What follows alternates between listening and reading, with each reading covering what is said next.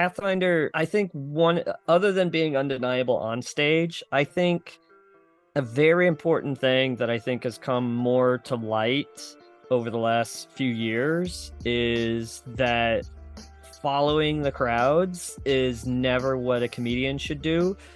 And I think the reason that people pay to see us is you have to be the one going through the brush to show everybody a new way of thinking or thought or turn or twists, because there's nothing where, I mean, the whole point of hack is you're hacky if people have seen it before, if it's been well-treaded territory. And the reason I thought of Pathfinder is because Kenny was very much that person both on and off stage.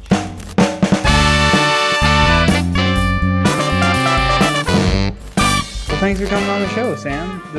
I'll just cut in here so it feels like I want my podcast to feel just like a hang, just like getting to know more comedians, getting to know more like entertainers and artists, because I've been lucky enough to build like a little bit of a fan base doing those like top 10 channels. It's not a lot of people, especially like YouTube numbers have definitely dipped.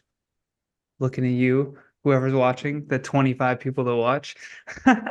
But I'm like, I know that that's just what podcasting is. It's just going to be one of those things that eventually, when something pops, everyone goes back and listens to the whole archive, which I This feel will like be it.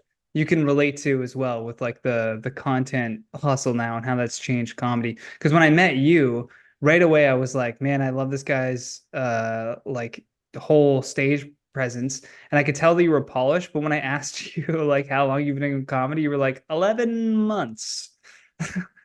And just then you're like, no, like 11 years. It was like 11 years that you had been doing it at the time. And I was like, okay, that makes a little bit more sense. Because I'm around that time period now. So I'm like feeling the more like polish to my act and being able to look back at those old videos and be like, man, I had no idea the fuck I was doing. But how are you navigating this, going from this old world mentality of you got to move up in the club systems, get the festivals, to now it's like content, content, content? Um, how I'm not navigating it well. That's the harsh truth of it is it seemed like it happened. I mean, I guess it happened kind of slowly, but like I remember I had a quasi successful podcast back in like 2014 or whatever, and I just kind of gave up on it. I was just like, I don't want to keep doing this. And then like social media is like, okay, I'll dip around. Like I've done online comics. I did basically TikTok with my old roommate back in like 2011 on YouTube. So I keep being way too ahead of the curve, and then I get frustrated where I'm like, okay, I guess this is never picking up. And then I Yeah. quit that, and then it like picks up. So I did basically TikTok videos with my buddy Ryan, who is dead now.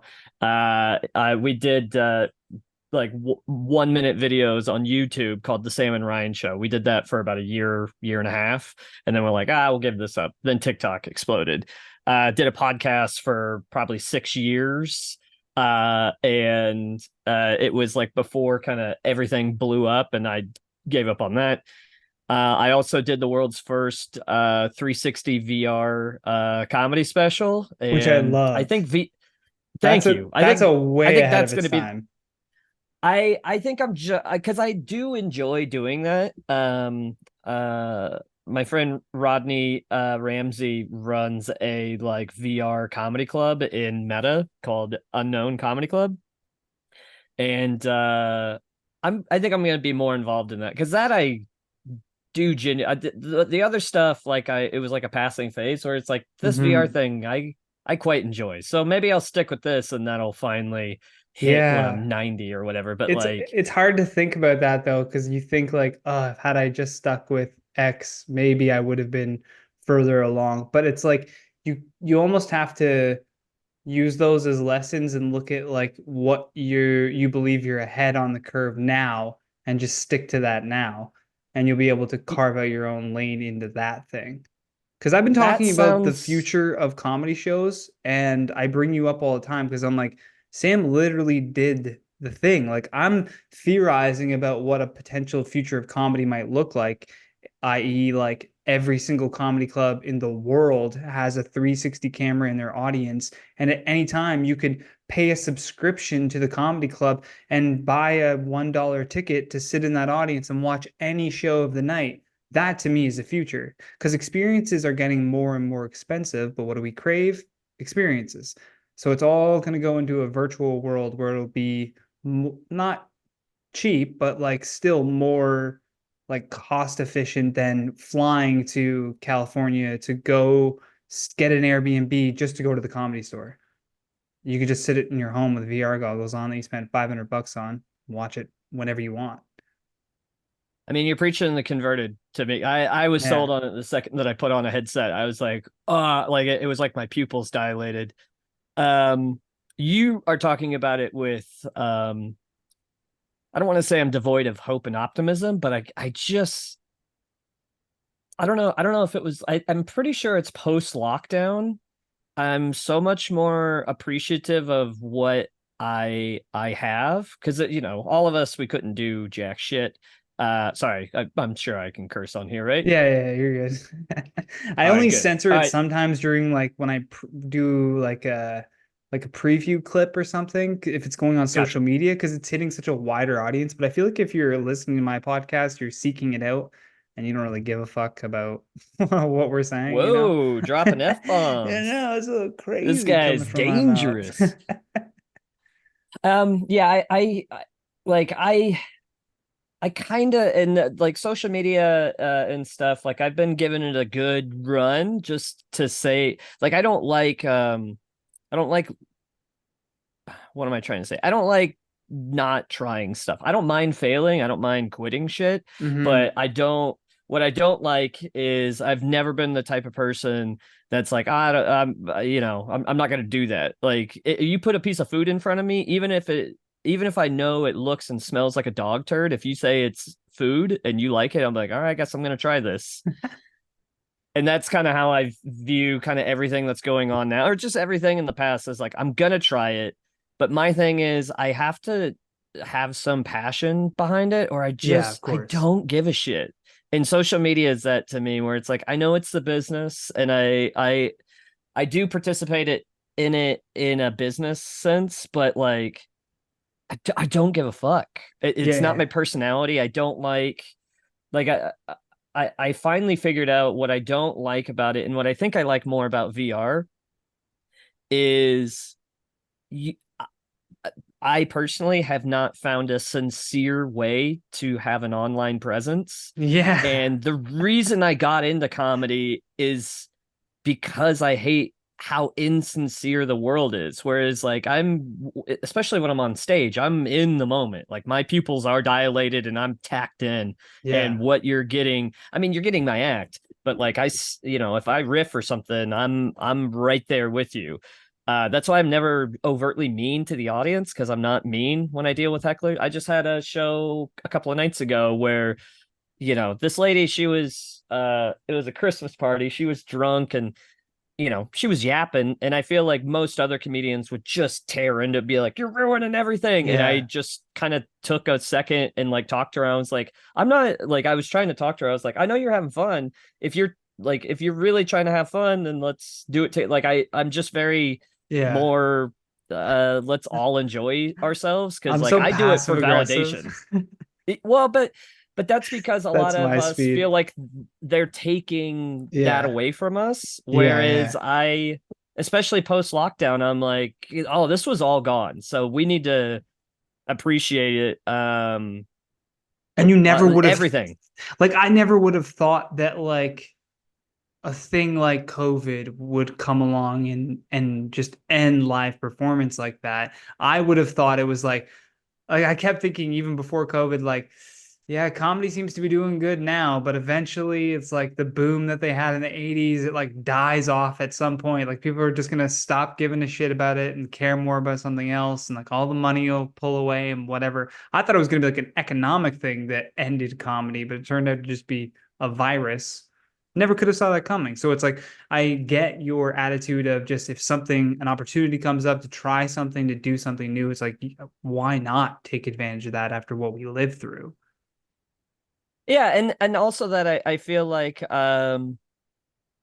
the other point that I feel goes in tandem, at least with my personality. This isn't everybody, but it's like try everything, but Mm. also don't just sit there. Like I've seen so many people, especially nowadays, like even newer comics or just comics that haven't folded over yet and done something. There's a lot of people just not living fun lives. And what are Maybe you going to maybe I talk have, about? huh? And what are you going to talk about too as a comedian if you haven't like lived a life or are trying to live a life outside of comedy? You really don't. You're talking Yeah, about the your amount of like auditions.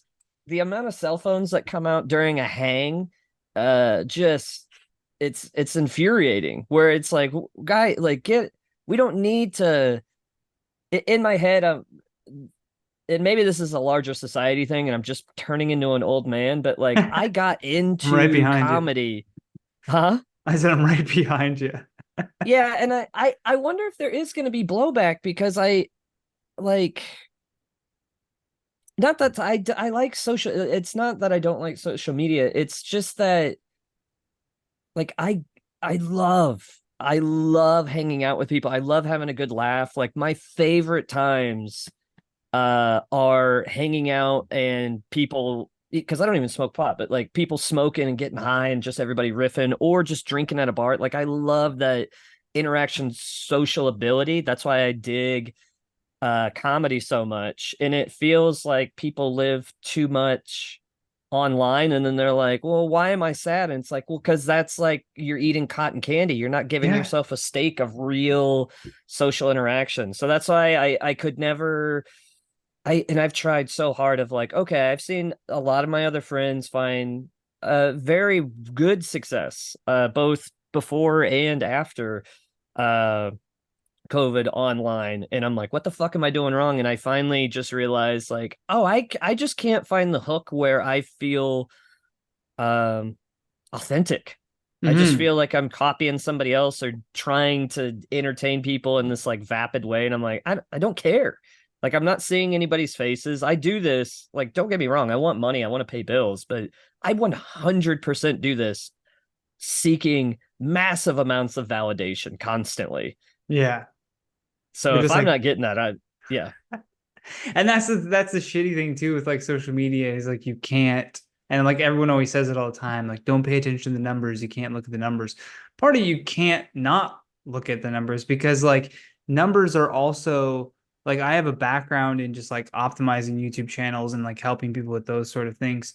And like everything is numbers to those teams. Those there's like there are YouTube production facilities where their job is to analyze like the watch time of a video, like, and then go to the video. It's like, okay, people on average stop watching at 7 seconds. Why? What happened at 7 seconds? And they'll break it down to like, oh, you said this word, and that was the reason why people were like, checked out. And then they repost that same content, like edited. And to me, I'm like, I don't want to do that for my personal shit. Like, I already get tired of my own jokes doing them too many times. I'm going to rewatch the video over and over again until I get it just right so that the people want to watch. For what? If you want to watch, you want to I watch. If you don't want to watch, you don't want to watch. What am I going to say?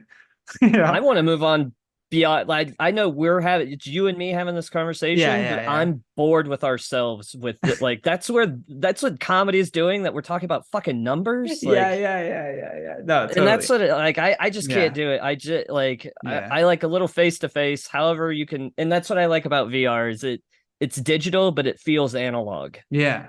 How did you get started in comedy? Let's like pivot to that.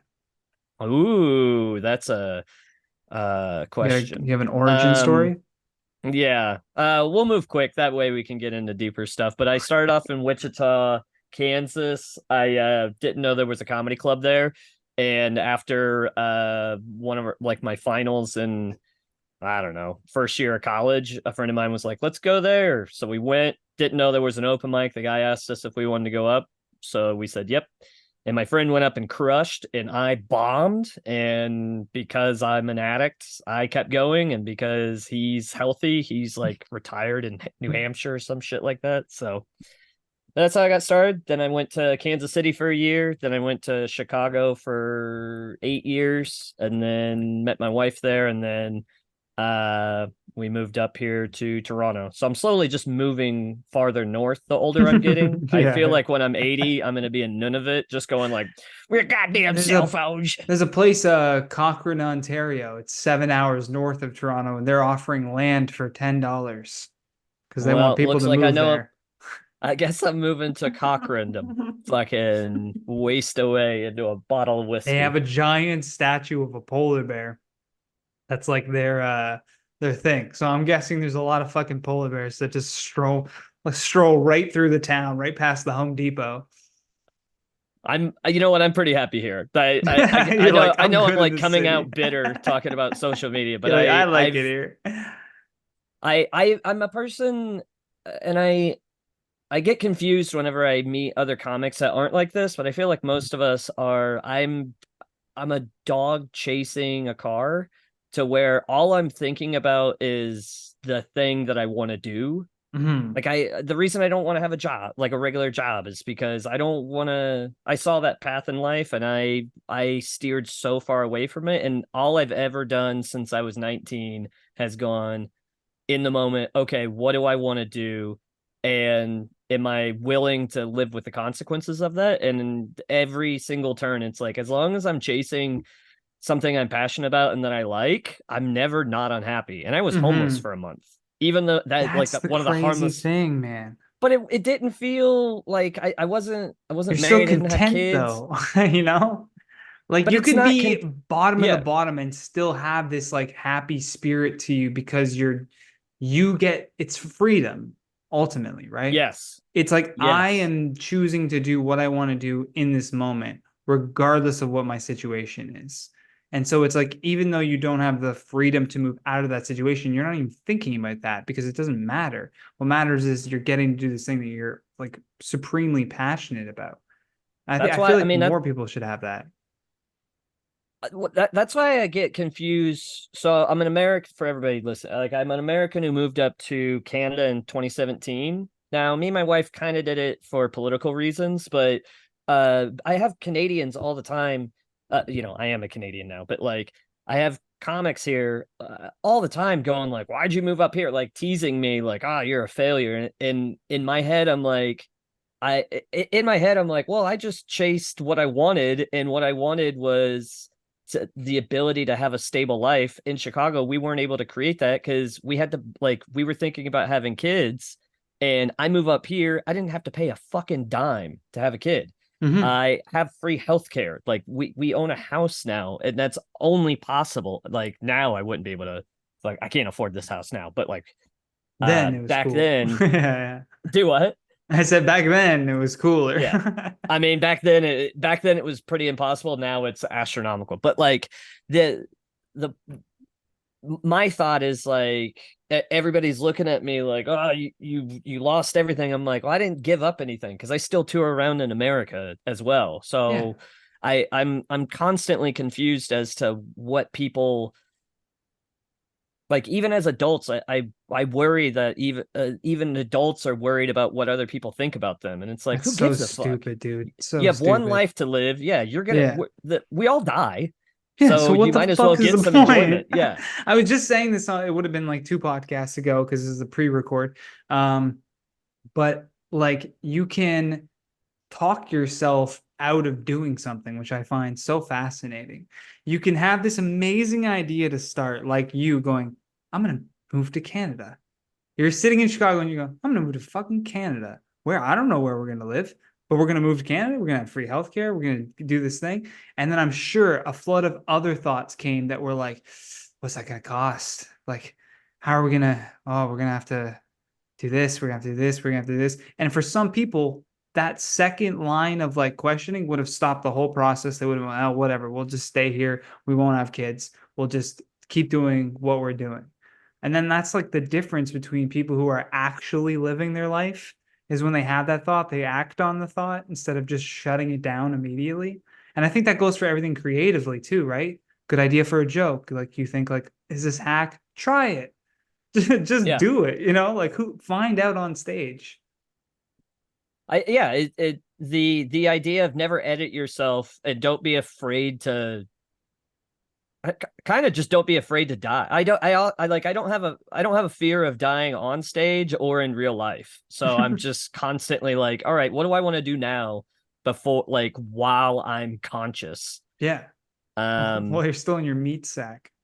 yeah, exactly. Because after that I get to fly with all my friends who have died. Yeah, yeah, But right yeah. now it's like I gotta chase like I feel like I'm a responsible hedonist where I'm not chasing heroin, but I am chasing things that I'm like, like I have to live in my body every day.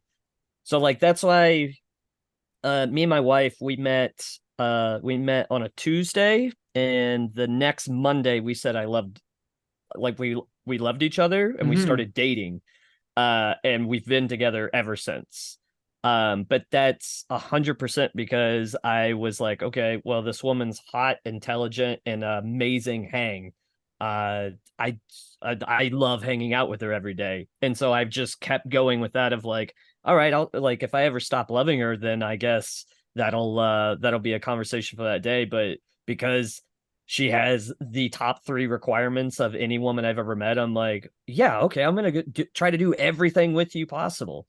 It's the same with comedy. I've never gotten more joy out of anything in life more than comedy. So I'm like, all right, let's keeping this thing going. So yeah, I think there's something to be said about just I don't know, dialing in and really like you said earlier. There's something to be said about me like whenever those secondary thoughts come up of like, but what if like the doubting Hmm. thoughts, I might be too dumb to have those thoughts because I have a supreme No, confidence. I feel like you have like you I don't think you're reckless though with those first thoughts. I think you still suit like you're gonna do it, but you have like a reasonable plan in place to make that thing happen. Am I right? It's not plan, it's willpower that you just go.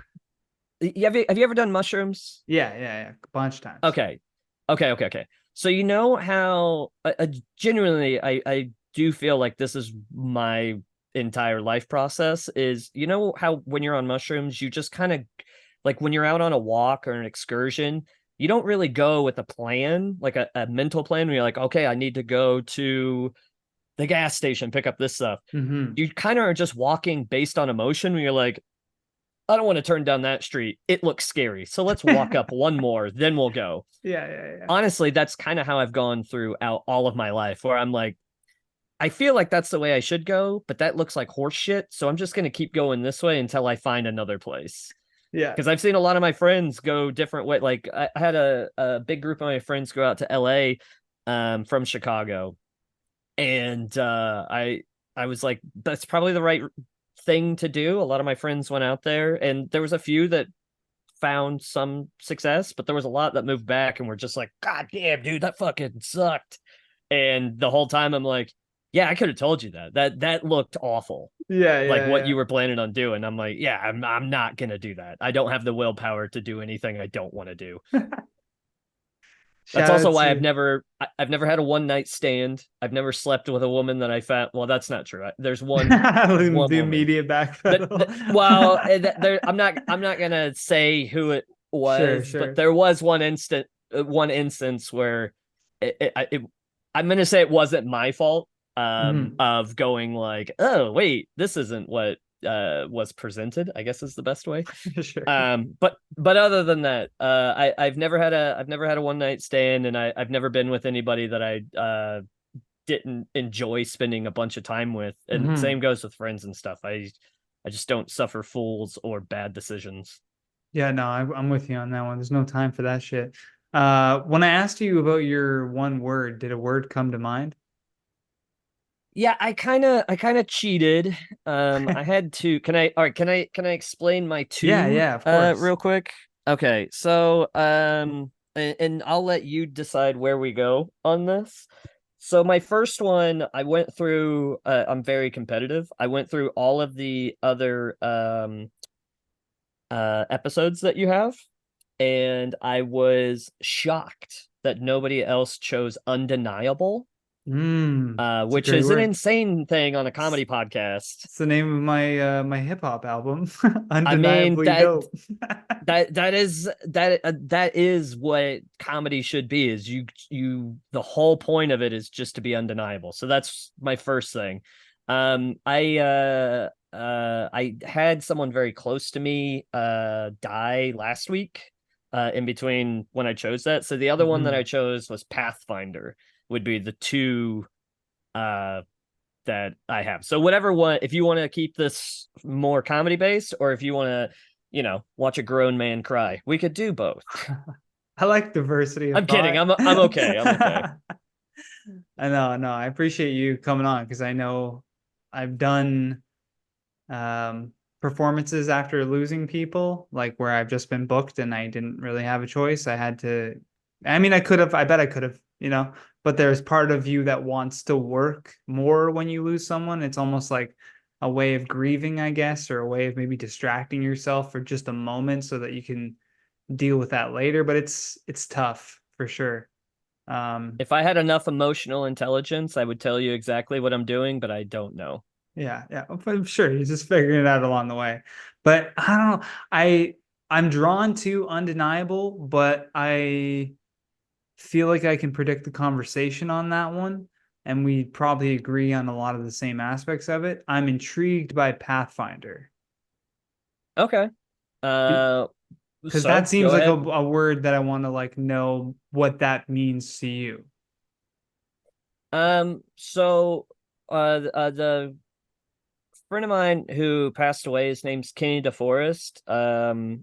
We he's actually the guy that uh introduced my wife and I in Chicago. Oh wow. Um, yeah, and he passed away last week, and the huge kind of devastating ripples because like everybody that met him, he was their best friend. Um, but yeah, I met Kenny early on. Like I think we both. He was from Springfield, and I was from Wichita, so we're both kind of hippie rednecks. But I guess it kind of ties into what we already been talking about. Like Pathfinder, I think one, other than being undeniable on stage, I think a very important thing that I think has come more to light um over the last few years is that following the crowds is never what a comedian should do. And I think the reason that people pay to see us is you have to be the one going through the brush to show everybody a new way of thinking or thought or turn or twists, because there's nothing where, I mean, the whole point of hack is you're hacky if people have seen it before, if it's been well Mhm. treaded territory. And the reason I thought of Pathfinder is because Kenny was very much that person both on and off stage, kind of did whatever he wanted the way he wanted. And um I think as a if I may talk about him for a second, Of I course. think it's rare in this industry where someone is equally talented on stage, like a holy shit talent, and somehow that amazing off stage. Usually if you're great on stage, you start getting these little peccadillos where you're like, you're bad in relationships, or you're bad to, open micers, or there's just you're human, right? You have Hmm. flaws. There's not a single person over the last week that has come out of the closet and been like Kenny was mean or not funny. And so I find that to be, again, like carving his own path of, you can have both. You can be a good person and funny. You don't have to be this tortured soul or this Yeah. fucking shitty clown. And so um and then, myself, I guess, not listening to, what everybody else is doing and just deciding like, yeah, go do your own thing, because you know that pays dividends for all my friends I've seen succeed.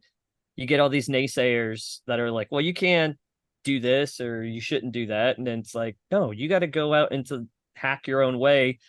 And then you find the people. I mean, fucking Andrew Schultz did it with Instagram. Dane Cook did it with MySpace. Matt Matt Rife, Rife. everybody shits. Yeah, Yeah, Matt Rife shits. it's Everybody shits on killer. him, but It's everybody's crazy. doing crowd work and TikTok clips. So it's like when you're the Actually, first one, wasn't it Steve Hofstetter? I listen. I He give did the Steve is first, the Steve original is. crowd king. I was gonna say Steve is one of my best friends in comedy. I love that man to death, and he does not get enough credit for No, everything he does. And it's because I make fun of him all the time. He is a human robot. Like he is the most kind human being, yeah. but it's he's like the brave little toaster. He's an appliance that you're like, what the fuck is wrong with this guy? And it's like, no, he just is a metallic hug. Like let the Tin Man love. Yeah, yeah, yeah. And so that's why he doesn't get like that's why he's not popular because everybody just wants to go like he's not charming and it's like the dude doesn't have to be the dude's kind as shit and he's funny as fuck yeah anyways Yeah, I yeah, will defend that man forever like Great, great. everybody Me too. shits on I'm him and it's always like like, remember when everyone was shitting on him for like doing those like crowd work videos, and now everyone is doing crowd work videos? buddy Like, he was the first comedian to open crazy. up he was the first comedian I know of that opened up his own comedy club while also being a comedian so he could hook people up. Now Joe Rogan's got Mothership. Yeah, He yeah. had yeah, he had the crowd work clips, he did online stuff. He built his own like during lockdown and stuff. He built his own online comedy club, the Nowhere Comedy Club, and it's still going on. Wow. And I guarantee that what we were talking about, how like you put a camera in a club, the dude knows how to think in the future. So Hmm. again, another path. Yeah. So I'm drawn to those type of people who He should sell don't. Steve Hofstetter destroys everybody shirts. he should Those would rebrand and fly say off the side. He should just be Steve comedy Hofstadter was right. villain. Yeah. Yeah, I don't If I bet if he understand took an where that angle came like from. that, like a hard stance on something, people would gravitate to him for sure. Like Well, the more the thing so. is, he's a staunchly progressive person, like politically. So I'm surprised that people aren't going like, Yeah, yo, yeah. Yo, it, I it like you what know. this guy's saying. But who are some other like pathfinders for you, whether in the industry or not in the industry, that you kind of like look to for inspiration, maybe motivation? My first I'm just realizing how American I am that I gravitate towards like Like George the Washington. well yeah, just that kind of pioneer spirit of like Yeah, fuck you, yeah. I'm gonna go do something stupid. Um my first comedian I ever watched and it's still on my Mount Rushmore is Eddie Izzard. Uh and I think she was quite the pathfinder. But I like Don Rickles is another one who's on my Mount Rushmore. You don't have basically crowd work comedy without him. So yeah, there's I hate to show off my nerdy side, but there's a quote in a Captain American comic where he kind of I think it was during in the comics, just to give you context, there was a civil war going on, so the good guys were all fighting each other. Trust me, I Spider-Man worked asked on him, top go 10. ahead. I worked on top 10 nerds, so I had to know Perfect. So everything you know what about I'm talking comic about. books. Yeah, yeah, You probably know what quote I'm talking about then, where yeah. Spider-Man's asking him, like, how do you deal with everybody hating you and telling you you're wrong? And he's like, your job as an American, and I think just as a person, is when you know that something is right and everybody is telling you something is wrong, your job as a human being is to stand at the shore of the flowing river like a strong oak and stand your ground. Now, can that lead to insurrections and crazy shit? Yes, but I think the point of it is that when you shouldn't bend your moral fiber um to the whims of other people's kind of peccadillos and stuff. So Hmm. I like that idea of be your own person. Don't think that What does don't think that anybody else pacadillos is mean? you're like oh, is this am I becoming too much of a redneck right now? No, I'm just curious because you said it twice, and I'm Like like, I have no idea what you that too much means. baggage. Okay, okay. Your own little pacadillos. Okay, I've never heard that before in my Yeah. life. I'm like, Oh, pacadillos. Is that what you call like a group of armadillos? Like, I think that's where it comes from. Is like a yeah, packadillo. I, yeah. I've Oh, only damn it, ever Darlene, you just brought the pacadillos again. listen. I've got a lot of sage, folksy wisdom as a pioneer. It's okay. I say some shit like my girlfriend's Caribbean, and I say some shit, and she was like, "What in the white? What did you just say?" And it's just stuff that just flies off. Like, and I'm like, I don't know. It's just like how I was raised. I can't remember what it was. I said But something listen, last I time, live but by a yeah. lot of Caribbeans now. Let's not act like they're not also their own rednecks. You know what I mean? Oh yeah, yeah, for Where you're sure. like, what the fuck are you saying? They're like, nah, everybody says that. Like, yeah, maybe in the sun-drenched beaches where you're from, but that Yeah. what the fuck? That yeah, the older I get, the more I wear. Like, I call myself white trash in my life and in my act all the time. Yeah. And I've told many different crowds of like, when I say this, I expect anybody who grew up kind of trashy to agree with me because white trash isn't a color, it's a frame of mind. And it's like the Hmm. more I've traveled, the more I realize like, yeah, there's Chinese white trash, there's Guyana white Yeah, yeah, trash, yeah. there's fucking I love that. It's there's a way of Persian mine. white trash. I was writing a bit about being white trash too, and how like I'm a generation that's proud of it, but my parents are embarrassed by it, but they still act like trash. But they'll if I bring it up, they'll be like embarrassed by that. I'm like, if you're so embarrassed by it, then how come when we're driving and it's raining, you're like free car wash? Like that's fucking trash to me.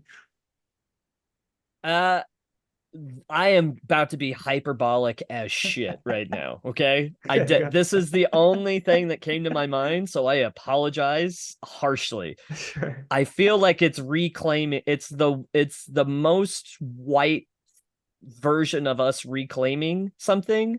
The way that black people reclaim the N-word is like, well, Sure. we'll reclaim our little tiny thing. Yeah, Again, that's yeah, way overhyped. That's yeah. Sure, hyperbolic, sure, but sure. it's it's at least in the same ballpark where you're just I like, think well, it's that just was a an negative. owning of who you are because like if I came from a Yes. well-off family, I would also be embarrassed. But you know what I mean? Like I wouldn't try to claim that because then it would be Well, like and a white, class thing, right? and I think now it's not great, but I think now more than ever, uh my generation younger and younger generations, like my nieces and nephews, they're much more empathetic towards that like cultural differences and stuff like that. So like your parents and my parents, white trash in any of these things were harsh, Hmm. never said in jest, always said in like bullying or like scarring ways. Whereas like our generation does have the privilege to be like, well, it never really bothered me, so I can say it as a cultural identifier of like, yeah, I'm white Yeah. trash. My Yeah. favorite toy growing up was fire. Yeah, I got it. Yeah, yeah, yeah. Yeah. It's like So saying I I'm think that proud to be poor. well, yeah, I don't think it's proud, but it's saying like I'm not No, but ashamed it's of it. yeah, yeah, Yeah. of course, of course. Humble Yeah, once you beginnings are start never putting bad. pride and white together, you Yeah, start yeah, getting a you're like, bad whoa, mixture. slow So, your roll yeah, here, yeah, yeah. bro. Slow it down. I already compared us to the struggles of the N-word. So maybe we should both back down being in mixed relationships before both of our significant others go like, okay, are you going Oh, to they're talk not about gonna how the watch Irish were this. slaves too? Yeah, yeah, Yeah. yeah. I was joking with her too, saying like I'm like I'm pretty sure like Jamaicans and Irish people are the same people. Like there's some strong influences between both of those places, even though they're not really that close to each other. But like you hear the way that some Jamaicans say things, and then it's very similar to Irish. Like I don't know what it I will give is. you some I will give you some historical context. Again, I don't have a lot of knowledge on this, but I did look this up because I had the same thought and I tried to make a bit out of it and it bombed. But I will say Great. it for you right now. So I looked this up because of chattel slavery and indentured servitude. There was an Irish population that joined up with slaves in Jamaica and the Caribbean in general. So like Trinidad and stuff, they all kind of got that weird fucking twang. Hmm. Um, Part of that is because you had Irish were indentured servants. They were not slaves, but in order to work off some of their debt, they would ship out to the Caribbean and work alongside slaves, because it was the hierarchy of like there was the masters and owners, then the indentured servants and the slaves. So that's where I think you get like the West African accent, which is like Hmm. stippled and in the back of your throat. We talk like this, right? And Yeah. then you take the Irish accent, which is more nasally and flowy. And if you take the Irish accent and you throw it in the back of the throat, you kind of get a Caribbean Yeah, accent. yeah, yeah, that's crazy. The way you just That's broke that down, yeah, that's great. That makes complete sense how that an accent can form even like anywhere. Because even you're driving through America and you're watching the accent change as you go state to state. Like it's fascinating. Well, that's how you get Cajuns, is you get French Canadians getting kicked out of Halifax. They go down to Louisiana port when that was just like a new port, and they bring that French fucking weird accent down there, and you mix it with a bunch of hillbillies and you get now go pound your cow down cow. Yeah. That's why Louisiana and like North Quebec or like northern Quebec kind of sound the same thing, of just a lot of Yeah. a fucking Oh. twangy honking, just a honk cow Yeah. cow cow cow. So true. Yeah, yeah, yeah. Holy shit. You're blowing my mind right now, man. Um, one question that I've always asked my guests is if you can make a phone call to 15-year-old Sam, give him a piece of advice based on what you know now, knowing it won't affect your current timeline, what do you say? What the fuck? What do you mean I don't get to affect the current time? So So just you're like just talk talking to to my an 15-year-old alternate self? reality of you at 15. What I'm trying to do is I'm trying to put you in the mindset of yourself at that age so that if there's anyone younger listening, they can maybe derive some lessons or something that you would have. But personalizing it, giving it as advice to yourself, I find brings out a different answer than just me asking, what's some advice for young people?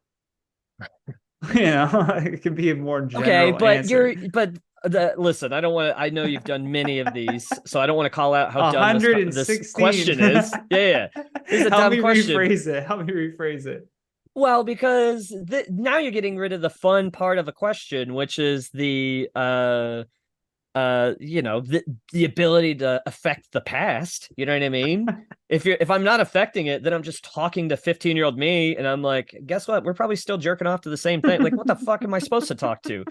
Am I supposed to like if it's not going to affect him? Who gives a fuck if I'm Yeah, talking to yeah, yeah. myself? Well, it'll affect him. It just won't change your life.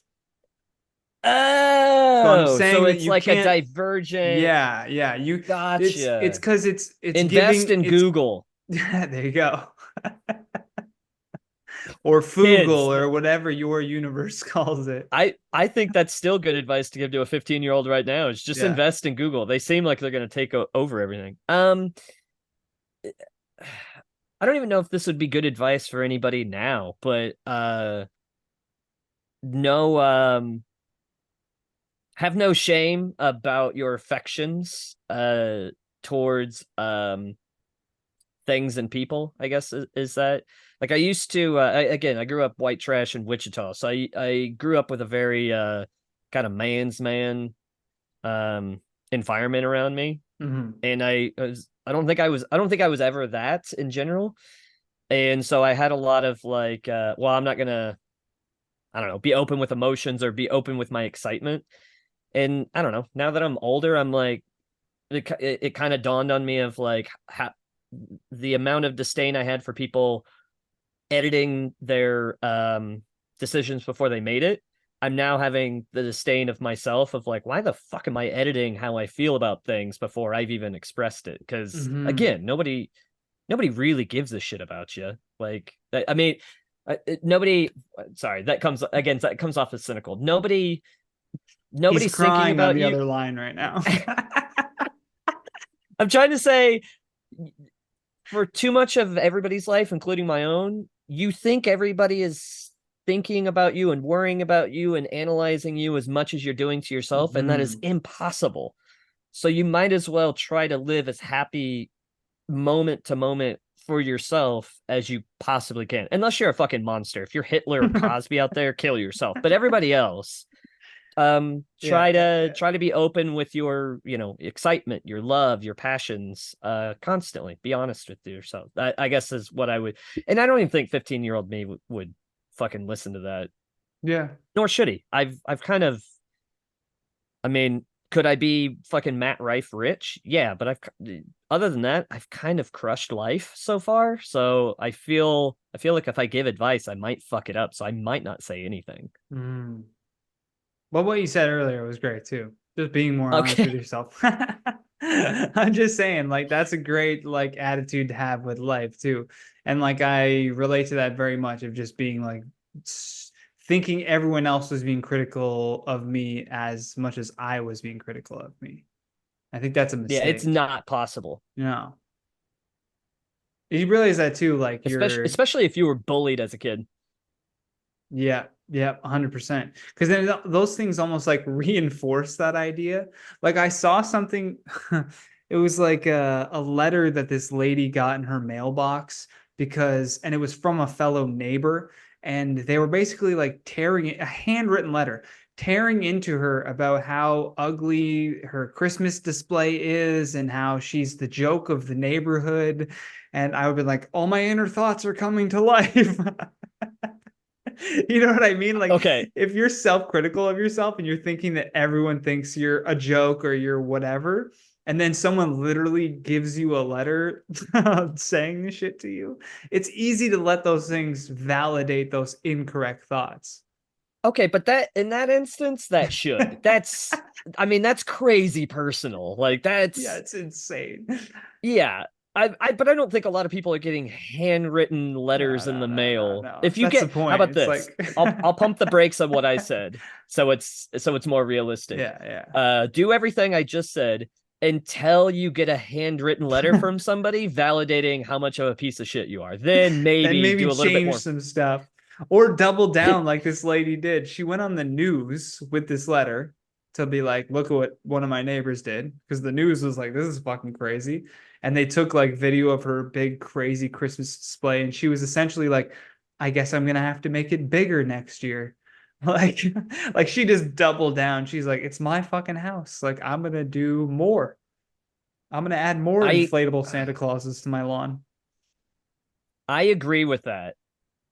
I The kind of, only I kind thing, of if respect I it. were her, the only thing I would do is I would try to move, because it Hmm. sounds like her day to day. Like, don't get me wrong, I love throwing up fucking double deuces and just breaking the glass like Stone Cold Steve Austin.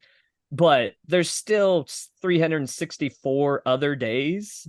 So it's like, yeah, you're very funny in December, but then you Yeah, take it all yeah. down, and then you're in the middle of March and you still have that shitty neighbor next to you. And it's like, well, I can't, Who like, how do just thinks you, you're an ass? Who you know thinks you're an asshole. and That's you think rightfully so that they're an ass. I yeah, mean, yeah, yeah. honestly, I Oh, think it's what no way that's to bringing up live. is that you're that whole scenario. I just put myself into it and went, oh, that's the reason I moved to Canada. It's because I was tired of being the Christmas person and people going like, this fucking guy is annoying, and I'm like, fuck you, I'm gonna move to Canada where I can be a redneck and a progressive at the same time without you guys think Yeah, calling me some it's an fucking interesting racist queer place. or whatever. Yeah, yeah, yeah. No, it's a very interesting place for that. Like, there's so much of everything here, of every way of belief, Yes, of every background. So it's like there's not really room to judge someone else because like everyone's literally doing their own thing more so. Where in everybody's a America, I feel like fucking there's a weirdo hard, here.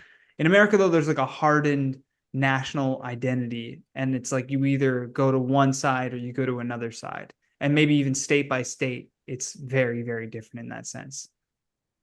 I would say it's uh Canada is basically 13 different countries pretending to be one. And even amongst that,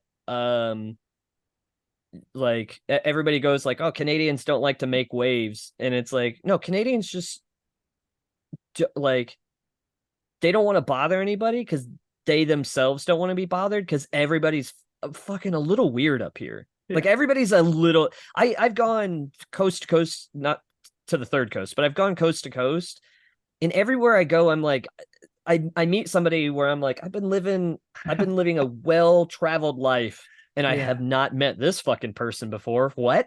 Yeah. Yeah. Yeah. Where you're just like, okay, there's just a lot of yeah, a lot more room for people to just be fucking weird up here. I like it. I like our weird ass Yeah, I do place. too. I just wish we had more of a less awkward presence on television. There's something about reality Canadian TV that just is off. Other than like maybe SCTV or like some of those shows, but like just You don't think any SCDV was off?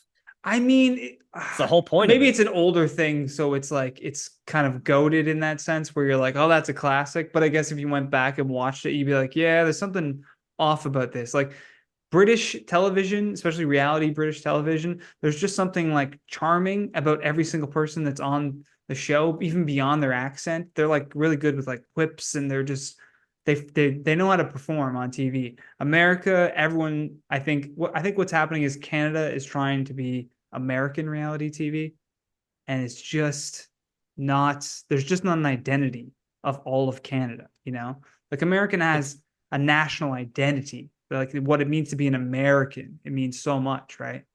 But Canadian's not really a nationally formed identity. Canada has it. They just don't want to lean into it.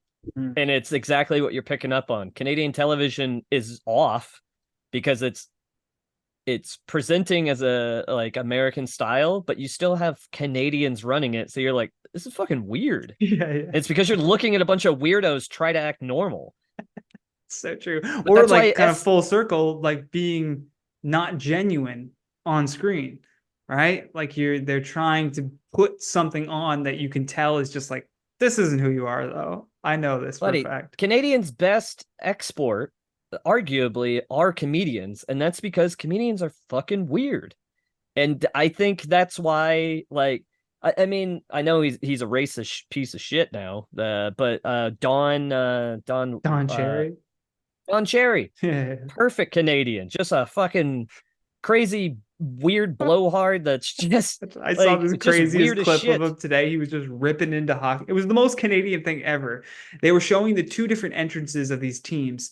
The guys who were coming in with suits on. He's like, "Oh, look at those boys there. They look great in their suits. They're all professional. A good example for young men." And then he goes, "Now take a look at these bums." And it was like the Ottawa Senators, and they're wearing like toques, and they've got he's like, "They look like they're gonna steal your hubcaps. Look at these bums, these thugs." It's just a bunch of privileged white kids about to play professional hockey, and he's just tearing into their attire, saying they're gonna steal your hubcaps. Do you It's crazy. have you seen that chick that's gone viral with the Toronto accent? No. She's all over like social media, but she's some white chick from like Scarborough, and she's got just a thick fucking Scarberian accent. yeah, that whatever fucking weird mesh accent. And Yeah, yeah. people have been shitting on her, but like honestly, I don't know if I should be defending her. I don't know what type of person she is, but I saw that, and everybody else is like, what the fuck? And I'm like, that's why I moved here, Yeah, because that yeah, person that just she's whiter than I am, just a lily white lady who just sounds like the most Jamaican, like hardcore lady, but then she's also like in some interviews, she's just like, hey, we're all trying to get along. Like she's a weird hippie.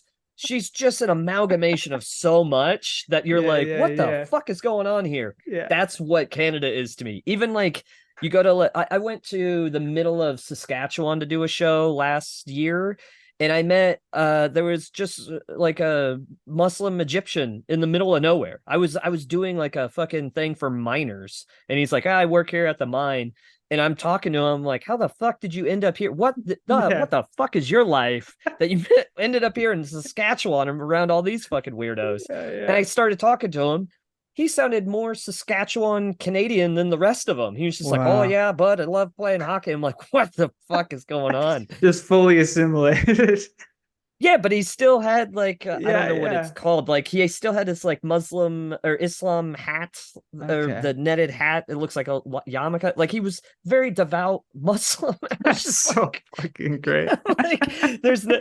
Well, Brampton, they're building like a fucking 15-foot Hindu god statue. I gotta go find. I live in I Brampton. I want to gotta go see it find that. so bad. I'm like, that I'm looks gonna go fucking take a awesome. picture.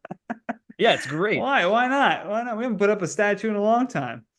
Like, it's And I so great. love that it's not, it's very from what I've gathered about Indians, it's Yeah. very Indian to just, instead of putting up like a 12, like Yeah. okay, we got like a 12 foot with the to go fucking 20 feet, and you're like, Yeah. big, also more color. I'm like, This is how powerful Brampton is here in Canada. I live in Ottawa, and there is an Indian restaurant that, I shit you not, is called Brampton Fine Foods. And you just can know I that it's an can Indian I restaurant. do let me do the comedian thing and Yeah, one yeah. up you right now. I was on tour this summer. I was in Oklahoma City. I go to check into my hotel. I hand the guy my ID and my credit card. Mhm. He's typing it up. He looks at my ID and he's like, "You're from Brampton?" And I'm like, "Yeah." Dude was Indian because Yeah. everybody that works in the hotel business is Indian. But I was just like, yeah, I'm from Brampton. I was like, have you heard of it? And he's like, yeah, man, I got a bunch of family there. And we just started talking about Brampton. I was in an Oklahoma City, and the That's dude, so like, he looked at me crazy. like I was a celebrity of like, Yeah, oh, yeah. you live in Brampton? I'm like, yeah, it's pretty great. That's so fucking funny. Sam, I'm gonna share all your stuff here. If you want to see more of Sam, and go listen to Sam Norton White Noise's album. It's isamcomedy.com. It's also at isamcomedy on Instagram and X, formerly Twitter. Anything else that you want people to check out? Yeah, you can also go over to Sam Norton Comedy. I opened up another one because I don't know, I might be getting rid of all of it. But yeah. Go get it now, Also folks. yeah, but if excuse me, if two things, if you have a VR headset, find me on Meta or VR chat. That's I love doing those. Also, can you type in and bring up Kenny DeForest? That way people can see him too. On Just Instagram. anything. That way yeah. Okay, let me give it a search. I appreciate it. Yeah, of But yeah, course, man. I'd like to promote Kenny because he put out a lot of great shit, and I know it's post mortem, but it's like if you want to see somebody who passed away too early but put out some amazing content and art, I would suggest yep, Kenny DeForest right there. He has a special out on YouTube. He was on Seth Meyers and I think Fallon and stuff. So yeah, Go watch all that stuff, everybody. put it out, look it up, support comedy, chase your dreams, finger somebody. Perfect way to end the podcast. Thanks so much, man, for making the time. Like, I really, really appreciate it. I always am very appreciative of people who are down to just sit and chat for an hour with no phones or no distractions or anything. So Buddy, I will be an old man with you anytime you need. sick, sick. I'll send you this link when it's up, man. Hope you have a great rest of your night. You too, man. Be All right. safe. Peace. You've been listening to The Johnny Rogers Show. New episodes air every Friday at 8 p.m. Eastern Standard Time.